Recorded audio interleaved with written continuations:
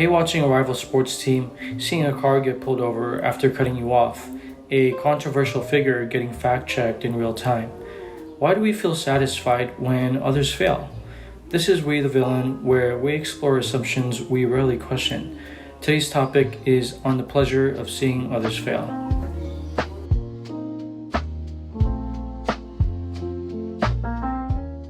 Picture this: your most annoyingly overconfident coworker, the one who takes credit for everything and name drops their Ivy League degree in casual conversation, walks into the office one morning to find out that they didn't get the promotion they've been bragging about for weeks.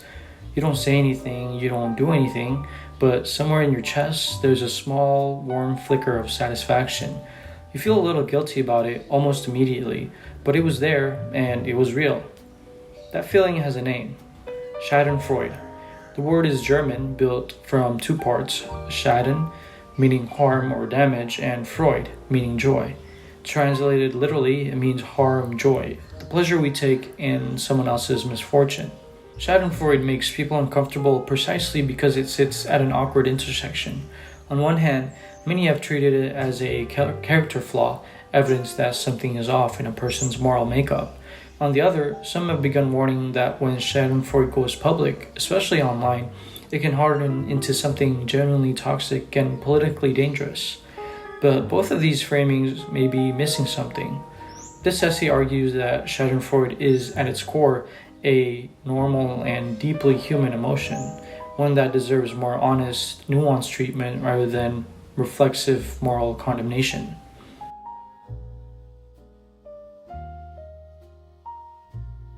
Not all Schadenfreude feels the same, and understanding the difference matters. One useful way to break it down is to separate what might be called righteous Schadenfreude from its uglier cousin. Righteous Schadenfreude is the kind people are relatively comfortable owning up to. It kicks in when someone who genuinely seemed to have it coming their way finally gets punishment. The fraudulent CEO whose scheme unravels publicly, the playground bully who gets a taste of his own medicine, the cheating athlete who gets stripped of their medal. There's a sense of justice baked into the feeling, which makes it easier to wear openly. Most people won't apologize for this one. Ugly Schadenfreude is a different animal. This is the private, slightly shameful flicker of pleasure you feel when a perfectly decent coworker fumbles a presentation, or when someone whose good luck has always quietly annoyed you hits a rough patch. There's no justice argument to hide behind here. You know it, and that's exactly why you'd never say out loud. Earl Spurgeon, in his paper An Emotional Freedom Defense of Schadenfreude, argues this two-category picture still undersells how widespread and varied the emotion actually is. Drawing on real psychological research, he points out that Schadenfreude bubbles up from all kinds of sources, many of which have nothing to do with whether someone deserved what happened to them. People feel it towards strangers they've never met, towards members of a rival sports team, and sometimes toward people who haven't done anything wrong at all, simply because those people made them feel inferior in some way. This quieter, pettier version is likely the one most people actually experience on a regular basis, even if they'd never admit it.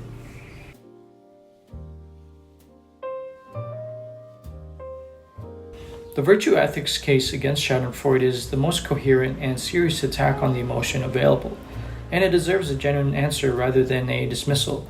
But at its core, it rests on a single assumption about human emotional life that doesn't quite survive contact with reality: that we are morally responsible for the feelings we have in the same way we are morally responsible for the actions we take. Once you see that premise clearly, you can assess the argument fairly, and fairly means acknowledging both what it gets right and where it quietly overstates its case. Robert Roberts argues that your emotional life is woven into your moral character. Feeling something vicious says something vicious about who you are, regardless of whether it becomes behavior. Mike McNamee applies this directly to Schadenfreude, arguing that a person of genuine integrity should be able to recognize the feeling as morally objectionable and correct it. Christian Christensen takes the most rigorous version of the position, drawing on Aristotle. Every virtue has a proper range, and Schadenfreude falls entirely outside the range appropriate to a compassionate person. The problem isn't just that you're feeling something bad, it's that you're feeling pleasure in a space where compassion should be, and that displacement is itself a moral failure. It's worth sitting with the Christensen argument longer because it's the hardest to dismiss and the easiest to underestimate. They aren't simply saying that bad feelings equal bad character, which would be straightforward to push back against. They're making a claim about how emotions interact with each other over time. That habitually experiencing pleasure at others' misfortune gradually erodes the capacity for genuine sympathy, not just in that moment, but as a matter of character formation. That's a meaningfully stronger claim, and it turns out to have some support from outside philosophy entirely. Neuroscientist Mina Chikara's research found that enjoying someone else's pain actually trains the brain to become more tolerant of causing pain later. That's not a philosophical intuition, that's an empirical finding, and it gives the virtue ethics camp a piece of evidence that can't simply be waved away as academic overreach. The concern that Schadenfreude shapes character over time deserves to be taken seriously. But acknowledging that the concern is real is different from accepting the conclusion that Schadenfreude deserves moral condemnation. If you simply say that feelings are unchosen and therefore can't be held to moral account, Christensen would likely push back. While individual instances of feeling aren't chosen, dispositions and habits are. You can cultivate the kind of character that feels Schadenfreude less frequently and less intensely, and that cultivation is itself a moral responsibility. That's a serious point, and it can't just be walked around. What it can be challenged on, though, is its assumption about how cultivation actually works. The virtue ethics model implies that moral condemnation of a feeling is the mechanism by which you develop better emotional habits. That labeling Schadenfreude as wrong is the first step toward feeling it less. But there's little evidence that shame and condemnation produce the kind of honest self-examination that genuine character development requires. More often, they produce repression. The feeling goes underground, unexamined, while the person learns to perform the absence of it. The alternative to condemning Schadenfreude isn't indulging it uncritically, it's examining it honestly, asking what it's pointing at, and then working from there.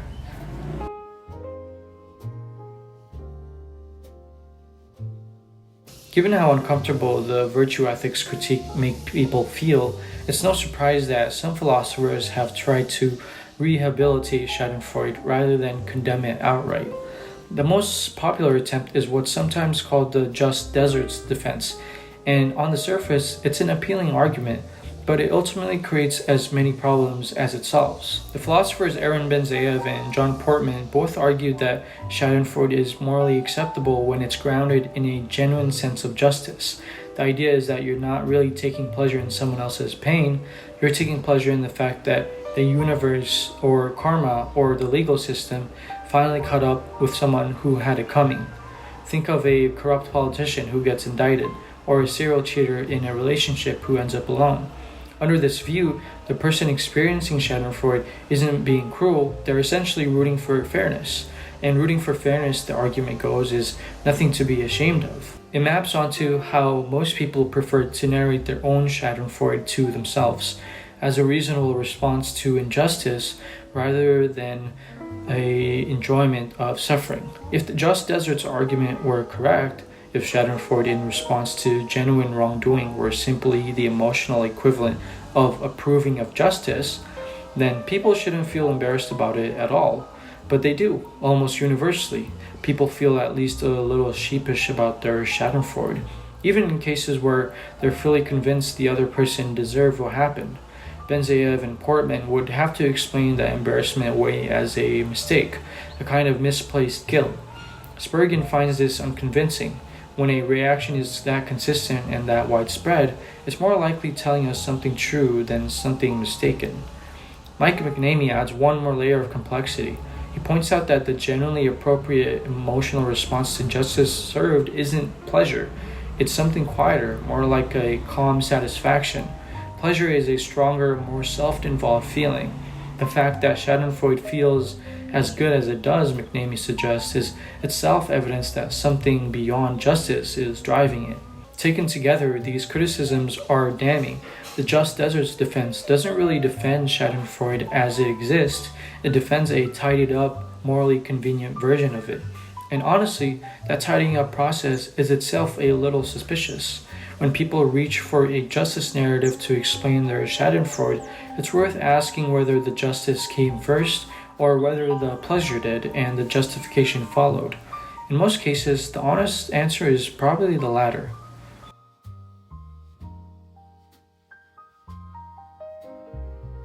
If the Just Desert's explanation doesn't hold up under scrutiny, the obvious next question is what actually triggers Schadenfreude?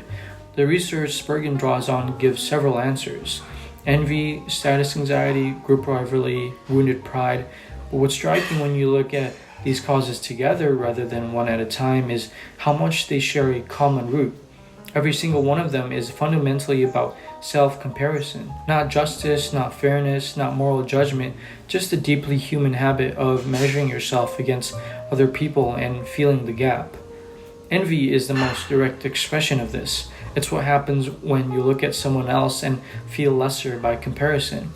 Spurgeon cites research showing that people felt more pleasure when an envied person suffered a setback than when the same thing happened to someone they felt neutral about. That finding alone might still be explained away as a justice instinct. Maybe envy makes us quicker to decide someone deserves their misfortune. But a follow-up study closed that exit entirely. People felt Schadenfreude toward envied targets whether or not that misfortune was deserved at all. The justice narrative wasn't driving the feeling, it was being constructed afterwards to make the feeling more presentable. This is a more damning critique of the Just Deserts camp than simply saying their theory is too narrow. It suggests that in many cases the sense of desert is itself a rationalization, assembled after the pleasure has already arrived. You can see this dynamic play out in how audiences respond to influencer scandals. The pleasure people feel when a carefully curated, apparently perfect online persona gets exposed rarely tracks to whether the influencer actually did something wrong, but rather how much quiet resentment had been building. The scandal doesn't create the Schadenfreude, it just licenses it. Status anxiety works similarly, but with an added layer of complexity. When people felt their own self-worth was under threat, their Schadenfreude towards others intensified, even when controlling for envy and perceived deservingness. More troublingly, one study found that people felt pleasure at the misfortune of a rival group, even when that group had played absolutely no role in making them feel inferior. The researchers flagged this as particularly malicious, but it's worth asking whether malicious is quite the right word or whether it's simply what social psychology looks like under pressure. Malice implies intent, a conscious desire to harm. What the research seems to be capturing is something less deliberate and more reflexive. When people feel diminished, they reach instinctively for something that restores a sense of relative standing. The target almost doesn't matter. What matters is the recalibration, the momentary relief of watching someone else fall to a level closer to where you feel you've been pushed. It's self-protection wearing an ugly mask. Group rivalry is where the self-comparison dynamic scales up from the personal to the collective, and where its implications become hardest to dismiss. The pleasure of watching a rival sports team lose or a political opponent stumble almost never has anything to do with whether these specific people deserved it. It has everything to do with the satisfying sense that your group, your identity, your side, has been momentarily confirmed as the right one to be on. That's not a justice instinct, it's a tribal one, and it's dressing it up in a more flattering terms in exactly the kind of retroactive rationalization the envy research had already warned us about. What makes this cause worth dwelling on, though, is what it implies at scale. Individual Schadenfreude, even when tribal in origin, is at least contained, one person recalibrating their sense of standing against another. But group rivalry is by definition a collective experience. When millions of people perform that same tribal recalibration simultaneously and publicly, the cumulative effect is something qualitatively different from any individual feeling. That possibility of Schadenfreude functioning not just as a private emotion, but as a social force is something the research alone can't fully account for, and it's a question this essay will return to. What the full picture suggests then is that envy, status anxiety, and group rivalry aren't really separate causes so much as they are the same cause operating at different scales: the individual, the interpersonal, and the collective. all three expressions of the same anxious self comparison, the same need to know where you stand relative to everyone else. That doesn't make Schadenfreude noble, but it does make it understandable. And understanding it honestly is considerably more useful than either condemning it as a character flaw or tidying it into a theory of justice it was never really about in the first place.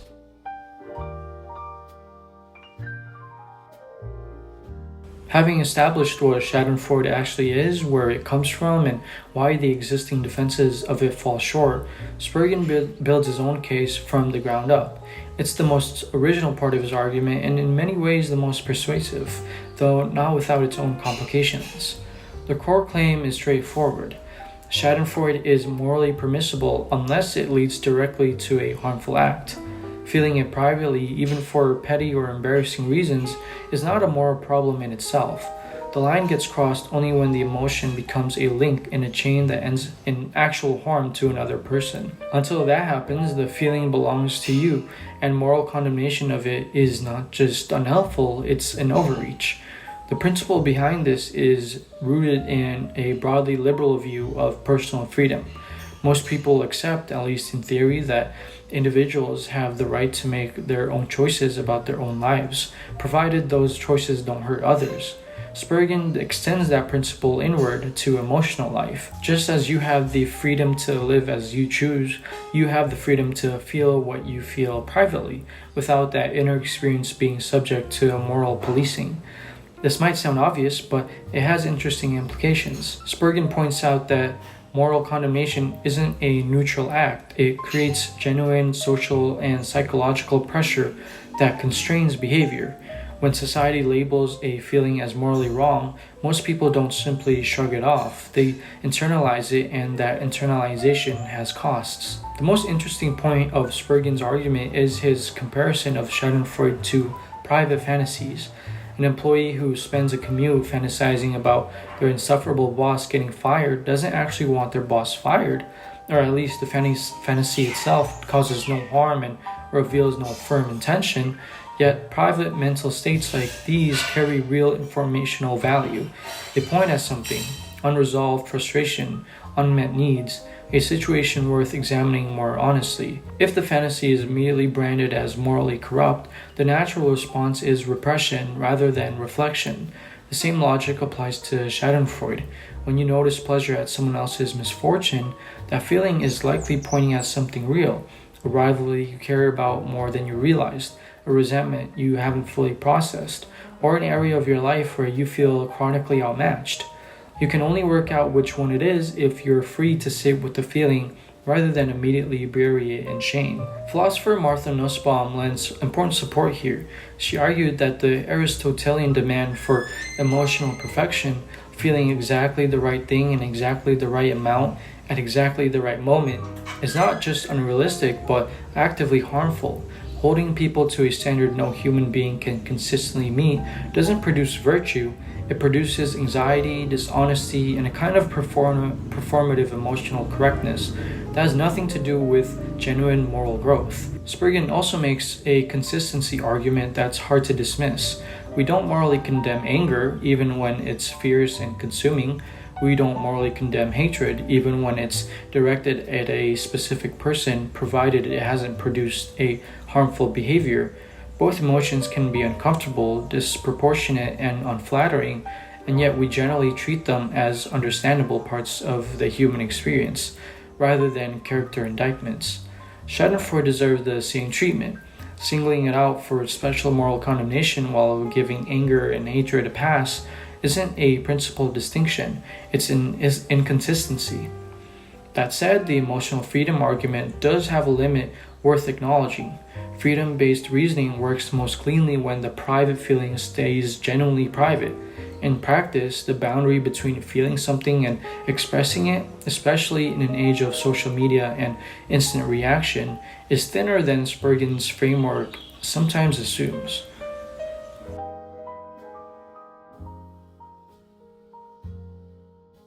The most important assumption running throughout this essay, through Spurgeon's defense, through the virtue ethics critique, through the just deserts debate, is one that I have left largely unexamined. that private and public are meaningfully separate categories. Spurgeon's entire framework depends on it. The emotional freedom defense works because a feeling that stays inside you and produces no harmful behavior can't hurt anyone. That's a reasonable principle. It's also built for a world that no longer quite exists. In 2026, the infrastructure for broadcasting a private feeling to thousands of people is frictionless, instantaneous, and fits in your pocket.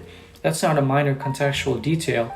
It's a fundamental change in what emotional life actually looks like. Start with a point we've already established. Schadenfreude is a fundamentally self-comparison mechanism, a way of recalibrating your sense of relative standing when you feel diminished, threatened, or outcompeted. That finding was drawn from studies of individuals, but Thomas Hobbes, writing centuries before any of this research existed, essentially described what happens when that mechanism operates collectively. His observation was that when people act on feelings of superiority over others, those others push back and the cycle escalates. If Schadenfreude is at its core about asserting relative standing, then Hobbes is describing exactly what happens when millions of people pursue that recalibration simultaneously and publicly. The private emotional flicker that Spurgeon wants to protect becomes at scale an engine of collective antagonism. Each expression of superiority produces a counter-expression, which produces another, and the spiral continues. Mina Chikara's research adds a harder and more unsettling dimension to this picture. Her findings that enjoying someone else's pain trains the brain to become progressively more tolerant of causing pain later are usually cited as evidence for why public Schadenfreude is dangerous. That's true, but it understates the implication. If the emotion functions as a training mechanism, reshaping what feels acceptable to you over time, then the question of whether it stays private or goes public becomes less clean than Spurgeon's framework assumes. The training happens either way. Genuinely private Schadenfreude, indulged it habitually, is quietly doing something to the kind of person you become, something that eventually surfaces in how you treat other people regardless of whether you ever broadcast the feeling. This isn't an argument for moral condemnation of the feeling, which we have established as the wrong response, but it is an argument that the private-public boundary Spurgeon relies on is more porous than his framework acknowledges. The causal chain he describes, from private feeling to harmful public act, turns out to have a slower, less visible version running underneath it. This is what makes the political weaponization of Schadenfreude so effective and so difficult to defend against. Wilfredo Lee offers two vivid examples. A fake Twitter account fabricated a post suggesting a congresswoman had celebrated the Notre Dame Cathedral fire, and Donald Trump falsely claimed Arab Americans had danced in the streets after September 11th. Both fabrications are usually discussed as examples of disinformation, which they are, but the more precise observation is about the specific feeling they were engineered to trigger. Not just Schadenfreude, but the particular and visceral outrage of watching someone celebrate your pain. That's the most destabilizing version of the emotion, because it combines pleasure at suffering with betrayal and threat. It's also not coincidentally the version most likely to override rational skepticism. You can tell yourself that a claim sounds implausible. You cannot as easily talk yourself out of the outrage you feel at the image of the other side gloating over your loss. The fabrications work because they attack group identity at its most vulnerable point, and crucially, the asymmetry between emotional reaction and rational evaluation isn't accidental, it's architectural. The platforms on which these fabrications spread are specifically designed to reward fast emotional response over slow critical thinking, because outrage drives engagement and engagement drives revenue. The business model depends on the gap between how quickly the feeling lands and how slowly the fact check follows. Bad actors don't just exploit that gap, they inherited it from a system that was already optimizing for exactly the emotional vulnerability they're exploiting. Wilfredo Lee's proposed solutions to all this, better media regulation and public education about emotional manipulation, are well-intentioned but run into a problem he himself doesn't fully confront. Both solutions assume that understanding a manipulation mechanism diffuses it, but Chikar's research suggests the opposite. The training effect of Schadenfreude operates below the level of conscious reasoning. The outrage arrives before the analysis does. Knowing intellectually that you're being manipulated doesn't prevent the feeling from landing, it just means you feel manipulated and outraged simultaneously, which is arguably worse. Wilfredo Lee's solution addresses the information layer of the problem, while the actual problem operates at the emotional and neurological layer. But they do suggest that any adequate response would need to work beyond the level of individual awareness alone, which is a considerably harder and more politically contested project than a public education campaign. Which brings the argument back to Spurgeon and to precisely where his framework falls short. He's right that private feelings shouldn't be morally condemned, and he's right that the line is crossed when behavior becomes harmful, but his model imagines a relatively stable gap between feeling something and acting on it, a gap in which reflection can happen, choices can be made, and freedom can be exercised responsibly. What the contemporary environment has done is compress that gap to near zero while simultaneously surrounding every emotional reaction with a crowd that rewards its immediate expression. Spurgeon's emotional freedom defense was built for one world. Wilfredo Lee is describing another. The motion is the same, but the environment it moves through has changed. That gap between the framework we have and the world it's being asked to describe is where the real work of thinking about how Schadenfreude now needs to happen. What Schadenfreude ultimately reveals when you look at all of this together is something uncomfortable about human nature that no framework fully resolves. We are wired for group loyalty, status comparison, and the particular satisfaction of watching a rival fall. They serve considerably more complicated purposes in a hyper-connected world where your emotional reactions can be harvested, fabricated, and redistributed at industrial scale before you finish feeling them. The honest position then, in my opinion, is this. Schadenfreude is normal, it is human, and it deserves nuanced treatment rather than reflexive shame. But normal and harmless are not the same thing. An emotion can be entirely understandable in origin and genuinely dangerous in consequence, depending entirely on the environment it moves through. Treating it with more honesty in ourselves and in the system that profit from amplifying it is probably more useful than either condemning it as a moral failing or defending it as an untouchable private right. At the personal level, that probably means treating Schadenfreude as information rather than as shame. When the feeling arrives, and it will, the more productive instinct is curiosity rather than suppression. What is it pointing at? A rivalry that matters more than you admit it? A resentment that hasn't been examined? Or an area of your life where you feel chronically outmatched? Those are questions worth sitting with. The emotion doesn't answer them on its own, but it marks the spot.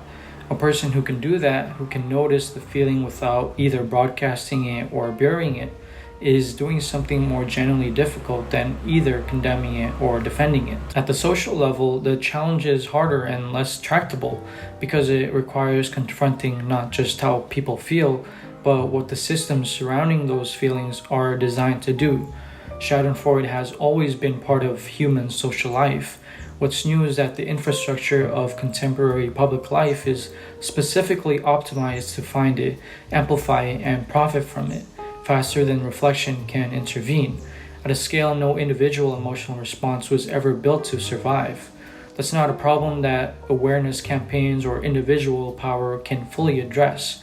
It's a structural problem, which means the response has to be structural too. Platforms with different incentive architectures, friction built back into the space between feeling something and broadcasting it, and a clearer-eyed public conversation about what it means that our most tribal and least examined impulses have become, for some of the most powerful institutions in the world, a primary revenue source.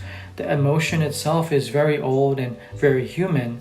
What's being done with it is neither.